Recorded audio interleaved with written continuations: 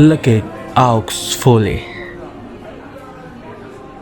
Antara Jakarta dan Los Angeles barangkali bukan jarak yang jauh buatku, kata Gemala kepada Martha akhirnya sebelum melanjutkan.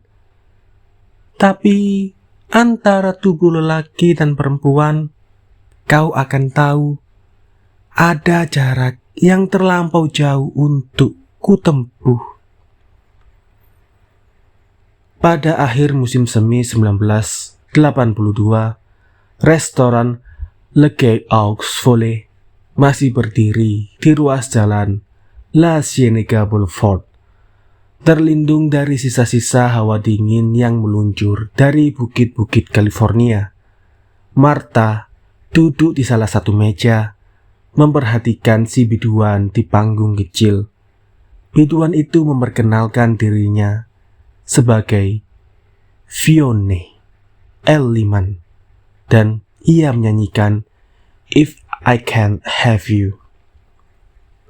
Separuh pengunjung yang barangkali 5 tahun sebelumnya terserang demam Saturday Night Fever dan mengenal lagu tersebut ikut bernyanyi dalam satu kor tak terkendali. Seusai pertunjukan, beberapa pengunjung berebut berfoto di samping Fionne L. Lyman. Sebagian besar dari mereka para pelancong yang akan senang membawa kesenangan semacam itu ke kota-kota tempat mereka tinggal, meskipun tahu biduan itu tiruan belaka. Sejujurnya ia bukan Fionne L. Lyman. Ia seorang waria sepertiku, kata pemilik restoran dalam bahasa Inggris beraksen Perancis. Seperti kebiasaannya, sementara para pengunjung berpotret bersama biduannya, ia mengambil mikrofon dan bertindak sebagai pembawa acara. Dulu nama sebenarnya Saji. Walaupun begitu, kita telah membuktikan ia memiliki kualitas seni yang setara dengan Miss L. Lyman. Kita harus bersyukur atas teknologi bedah plastik yang membuat Saji. Ia juga memiliki separuh warisan wajah Jepang, bisa menjadi Fionne bagi kita malam ini. Martha ikut bertepuk sambil menoleh kecil ke arah lelaki di sampingnya dengan sejenis kegugupan. Suatu hari yang tak akan lama lagi, pikirnya, ia ingin berada di atas panggung tersebut. Barangkali ia akan berganti nama lagi. Sebelum ini di Jakarta ia bernama Marni, dan jauh sebelumnya lagi di kota kecil Madiun ayahnya memberi ia nama Marto. Mengganti satu nama lagi menjadi Ursula Andres misalnya, pasti tidak soal buatnya. Di atas segalanya ia tak ingin kembali menjadi Marto. Sejujurnya ia memang tampak lebih sebagai perempuan daripada sebagai lelaki. Lihatlah lekuk rahangnya, itu garis lengkung yang lembut. Dan perhatikan pula sudut bibirnya, dengan lubang kecil saat tersenyum. Bahkan ia menyelimuti tubuhnya dengan handuk setiap lepas mandi, dari dada hingga paha. Satu hal yang tak pernah dilakukan lelaki manapun. Banyak temannya bilang, jika melihatnya dari sudut kiri tertentu, ia mengingatkan orang kepada Vivi Young. Di Legek Aux Volley, kemiripan tersebut hanya disadari oleh seorang lelaki setengah baya yang menemaninya duduk. Martha kembali meliriknya, tersenyum kepadanya. Dari gerak-geriknya tampak bahwa Martha hendak mengatakan sesuatu, hingga kemudian si pemilik restoran muncul di sampingnya, menoleh ke arahnya, dan berhenti tepat di depannya. "Hai darling, apa kabarmu?" tanya si pemilik restoran. Senyum Martha merekah. "Teman barumu?" "Ya." Suara Martha parau dan nyaris tak terdengar. Paling tidak, akhirnya aku bersuara, pikirnya. "Selamat datang," kata pemilik restoran dengan senyum penuh sambutan. lalu mencium pipi Martha sebelum melenggok meninggalkannya. Lelaki di samping Martha terus memandanginya dari sudut kiri. Seolah merasakan tatapan itu, Martha kembali menoleh ke arah si lelaki. Ia berdeham kecil, memastikan suaranya tak lagi parau. Mereka saling tatap. Seseorang di panggung, mereka berdua tak memperhatikannya, telah mengambil alih mikrofon dari pemilik restoran. Tak lama berselang, terdengar ia menyanyikan Gypsy, Tramps, and Thieves dengan suara milik Cher. Ia bukan si Vione Elliman yang tadi. Saat itulah Martha akhirnya memutuskan untuk bicara. Aku harus mengatakan sesuatu sebelum kita pergi. Lelaki di sampingnya memberinya tatapan bertanya, lalu mengangguk mempersilakannya. Diseling satu desahan pendek, Martha menambahkan, separuh berbisik, seolah khawatir selain mereka akan ada yang mengerti kata-katanya. Aku belum mengganti kelamin. Si lelaki terdiam seperti berpikir. Itu membuat Martha sejenak dilanda kecemasan. Kini si lelaki itu malah menoleh ke arah panggung melihat biduan bernyanyi. Isyarat ini ditangkap Martha sebagai akhir pembicaraan mereka. Ia ikut menoleh ke arah si biduan dan kali ini bernyanyi di belakang sebuah grand piano dengan pikiran melayang. Namun di akhir penampilan biduan itu, seolah diingatkan kepada sesuatu, si lelaki kembali berpaling ke arah Martha dan berkata, "Tidak masalah." Sejujurnya Kemala tak suka Martha mengubah namanya menjadi Marni dan berkali-kali mengingatkannya. Kamu tak perlu menjadi perempuan, sayang. Ini perdebatan yang terus berulang dan jawaban Marni selalu seragam. Tapi aku merasa lebih perempuan daripada lelaki. Setelah itu mereka akan berdebat tentang apa itu lelaki dan apa perempuan. Mereka tak pernah mengakhiri perdebatan dengan cara yang memuaskan. Pada masa lalu wilayah yang kini bernama La Cienega Boulevard tersebut tak lebih merupakan hamparan padang rumput dengan sungai Los Angeles membelah daratannya. Pada masa itu mereka masih menyebutnya sebagai Rancho La Cienega. Kini, bahkan sejak 70-an, itu merupakan jalan pintas yang banyak dipergunakan orang untuk menuju jantung Hollywood. Kantor-kantor perusahaan rekaman, radio, maupun kanal televisi berdiri di sana. Tapi yang paling terkenal adalah deretan restoran mewahnya. Salah satu yang tampak berbeda adalah restoran Perancis yang mengambil nama dari judul komedi terkenal karya Jean Poiret, Le Cake aux Folles. Serupa klub malam La Cake aux Folles di komedi tersebut, restoran ini juga menjadi tempat berkumpul para gay dan waria. Namun yang membuat pelancong terus mengalir ke restoran tersebut tak lain atraksi-atraksi biduan di panggung kecil. Seluruh biduan tersebut waria. Yang membedakan mereka dengan lainnya, waria-waria ini telah mengubah wajah mereka dengan wajah-wajah penyanyi populer melalui operasi plastik. Dan di panggung menyanyikan hit-hit para penyanyi tersebut. Restoran itu menjelma menjadi atraksi para penyanyi tiruan. Andi Bambang Laksono, mahasiswa University of Southern California yang kelak saat pulang ke Indonesia lebih banyak dikenal sebagai AB Laksono, mencatat restoran tersebut sebagai salah satu tempat tujuan bagi tamu-tamu dari Jakarta. Mengantar mereka mengelilingi Los Angeles bukan kewajibannya, tapi kenyataannya bisa menambah uang sakunya. Setelah sekitar setahun melakukannya, ia menyadari Le Cake aux Folles merupakan tempat populer bagi para tamu tersebut.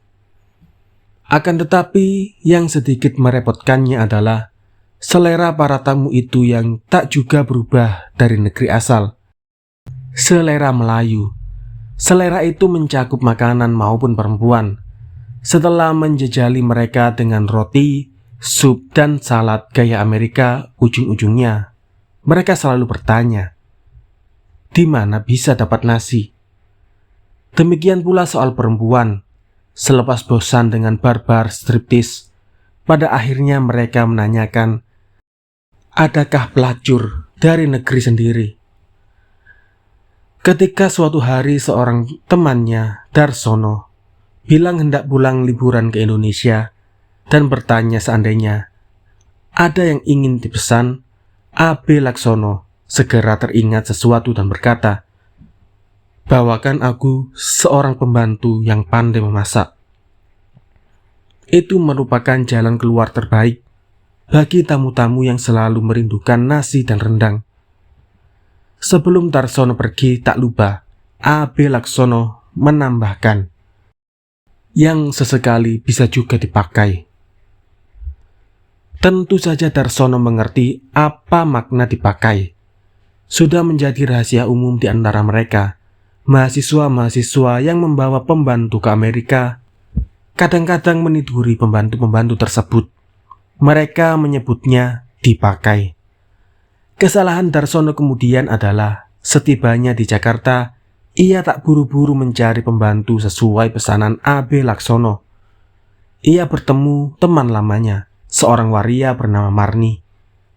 Lalu dengan penuh semangat bercerita kepadanya perihal Le Geek Aux Volley. Waria-waria ini, kisahnya, tidak mangkal di trotoar jalan maupun menggunting rambut di salon-salon. Mereka mengganti wajah menjadi rupa biduan-biduan terkenal, bernyanyi di sana, membuat restoran itu menjadi salah satu maskot Los Angeles yang banyak dikunjungi pelancong. Dalam hal ini, Amerika memang selalu bisa membuat apapun menjadi uang.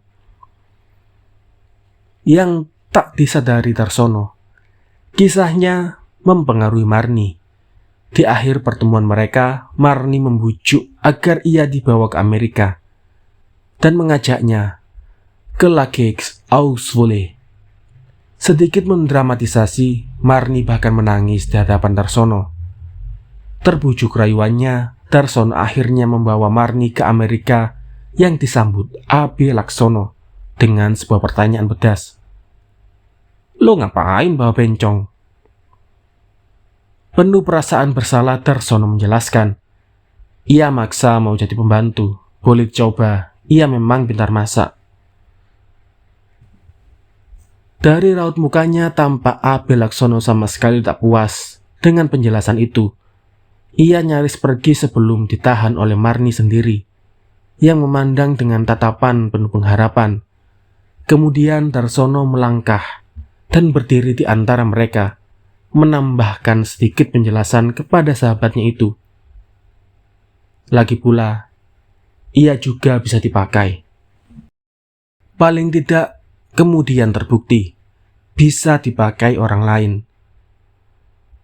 Melintasi Samudra Pasifik di dalam lambung pesawat Airbus A380, seorang lelaki duduk sambil mencoba membaca novel Sidney Sheldon, Wreck of Angels, yang dibelinya di bandara.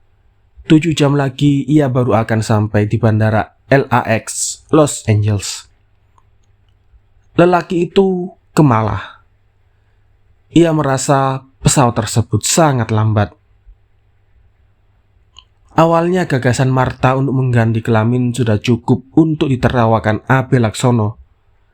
Ketika mendengar bahwa Marta juga berniat mengoperasi wajah dan menjadi biduan di Le Geek Aux Volley, A.B. Laksono langsung mengolok-oloknya. Tampaknya A.B. Laksono masih menyisakan kekecewaan karena tidak berhasil memperoleh pembantu yang bisa dipakai. Ketika Darsono meyakinkan kembali bahwa A.B. Laksono bisa memakai Marta, dengan kejam, ia bersungut, najis. Berbaring di tempat tidur dengan lagu Smoky Mountain Rain. Ronnie Milsap mengalun dari radio. AB Laksono memikirkan pembantunya tersebut. Sejujurnya ia harus mengakui Martha memiliki seluruh keajaiban untuk memperoleh apa yang diinginkannya. Dalam setengah tahun ia telah mengumpulkan uang untuk harapan-harapannya. Lebih dari itu, Martha berhasil meyakinkan pemilik restoran untuk memikirkan para pelancong Asia yang barangkali merindukan bintang-bintangnya sendiri. Pemilik restoran mengaudisi Martha lalu menjanjikan satu tempat di panggung hiburannya. Memikirkan si pembantu membuatnya berpikir tentang kesepian-kesepiannya. Bukan hal mudah mencari pelacur murah di Los Angeles, sebagaimana bukan perkara gampang memperoleh gadis pirang sebagai teman kencan. Ia sempat berpacaran dengan seorang gadis Vietnam, tapi berakhir dengan cara yang paling hambar. Dan memikirkan semua itu justru membuatnya semakin kesepian dan semakin menderita. Di atas meja kecil, di mana terdapat sebuah televisi Sharp, dengan pemutar videonya tergeletak VHS, Behind the Green Door. Disebut-sebut sebagai film porno hardcore pertama yang dirilis di Amerika. Dengan jelas menunjukkan minat AB Laksono dalam membunuh waktu-waktu sunyinya. Namun di antara tumpukan kaset VHS yang dimilikinya, surganya terdapat pada film-film yang dibintangi Anita Karma. Bagi para penonton video porno, pada masa itu Anita Karma merupakan nama populer bagi mahasiswa Asia. Barangkali pada kemudian hari hanya kalah dari nama semacam Asia Carrera atau Mimi Miyagi. Meskipun asli Indonesia, film-filmnya tak mudah diperoleh di Jakarta. Namun sebagian besar mahasiswa Indonesia yang belajar di Amerika dengan mudah memilikinya. AB Laksono duduk di tepi tempat tidur, memeriksa video-video tersebut sebagaimana sering terjadi pada malam-malam gelisahnya. Tak satu pun dari video-video itu yang belum ditontonnya, tapi Anita Karma tak akan pernah membuatnya bosan. Ia bisa mengingat dengan tepat bagaimana cara Anita Karma membuka pakaian atau menjulurkan lidahnya. Bahkan caranya menyibakkan rambut ke belakang saat menunduk. Ia mengambil satu kaset VHS, Lady in the Rain, dan memandangi postur tubuh Anita Karma di sampulnya. Hanya beberapa detik sebelum ia mengembaskan kaset tersebut ke atas tempat tidur, AB Laksono sendiri lalu bersandar ke pintu dan memandang poster sang bintang di dinding kamar. Apa yang terjadi jika Anita Karma tinggal di apartemen ini dan tengah berbaring di kamar sebelah, pikirnya. Ia sedang memikirkan itu ketika lagu di radio berganti menjadi Waiting for a Girl Like You, Foreigner. Barangkali terbawa arus lagu tersebut, AB Laksono membuka pintu kamarnya dan pergi ke kamar sebelah, tempat Martha tinggal. Hari ini Martha membawa kejutan dengan kabar bahwa restoran Le Cake Aux Folles telah menerimanya bekerja. Mereka telah memberinya jaminan agar ia memperoleh green card.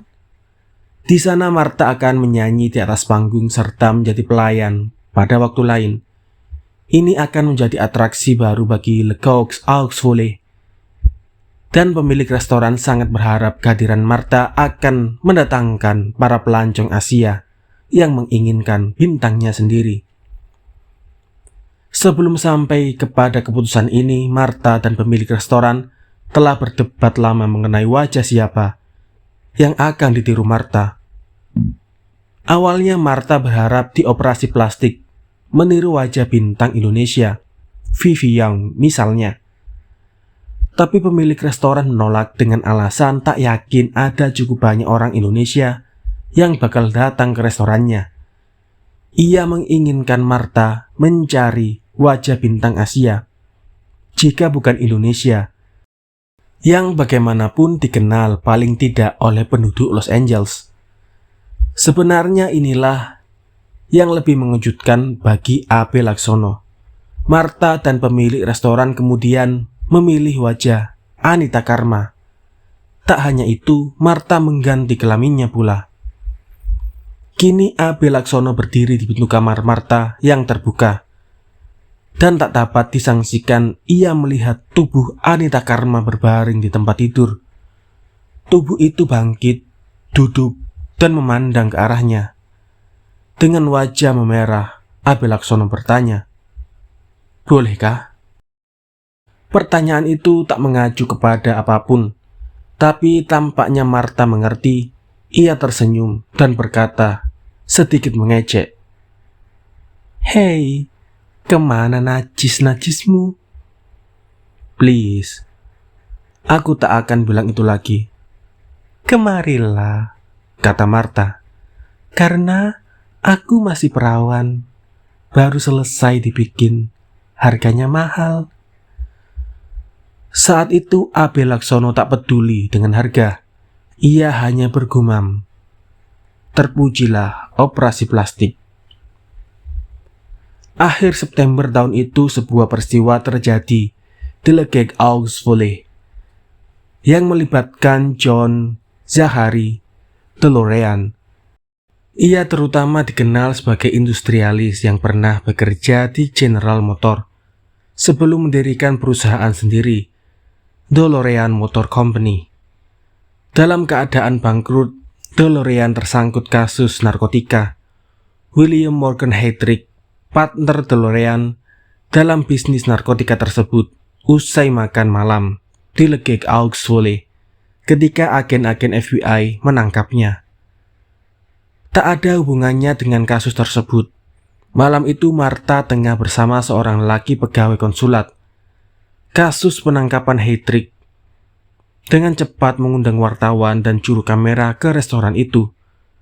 Dan entah kenapa, salah seorang dari mereka tanpa sengaja memotret Martha dan si lelaki dari konsulat. Dan sial bagi lelaki itu, sebuah foto mengenai keadaan restoran tersebut dicetak di sebuah koran lokal San Francisco. Dan di sana keduanya tampak. Dengan segera cetakan tersebut menyelinap ke Kedutaan Besar Indonesia, dan 2 minggu kemudian, entah siapa yang membawa sampai ke Jakarta. Sebuah berita muncul di satu koran sore ibu kota, yang kemudian diikuti 3 surat kabar lainnya keesokan hari. Seorang pegawai konsulat kencan bersama bintang porno Anita Karma. Lelaki itu tak pernah berhasil menjelaskan perihal Anita Karma kepada istrinya, sebagaimana ia gagal pula menjelaskan kepada orang-orang yang kemudian memecatnya. Ia memutuskan tinggal di Los Angeles, meski tak pernah menemui Martha lagi setelah itu. Ia tak pernah berharap namanya diungkapkan kepada siapapun, bahkan meskipun sudah 25 tahun peristiwa itu berlalu. Martha tengah berada di panggung, memegang mikrofon dan menyanyikan "The Day is Only Another Day". Tak diketahui banyak orang, Anita Karma pernah merekam satu album yang tak terlalu berhasil. Martha tengah menyanyikan salah satu lagunya. Kemala memandangnya dengan perasaan yang tak bisa ia mengerti. Ia ingin menangis, tapi merasa Le Gec aux Folles bukan tempat yang nyaman untuk menumpahkan air mata. Baginya perubahan Martha menjadi seorang perempuan bagaikan kepergian yang benar-benar sempurna. Ia tak bisa meyakinkan diri bahwa Martha masih Marto yang dulu. Menjelang perpisahan, mereka kembali berdebat mengenai apa makna perempuan dan lelaki, dan tak juga menemukan jawaban. Saat itulah tak tertahankan, Kemala akhirnya menangis. Antara Jakarta dan Los Angeles barangkali bukan jarak yang jauh buatku, kata Kemala kepada Martha akhirnya sebelum melanjutkan. Tapi antara tubuh lelaki dan perempuan, kau akan tahu ada jarak yang terlampau jauh untuk kutempuh.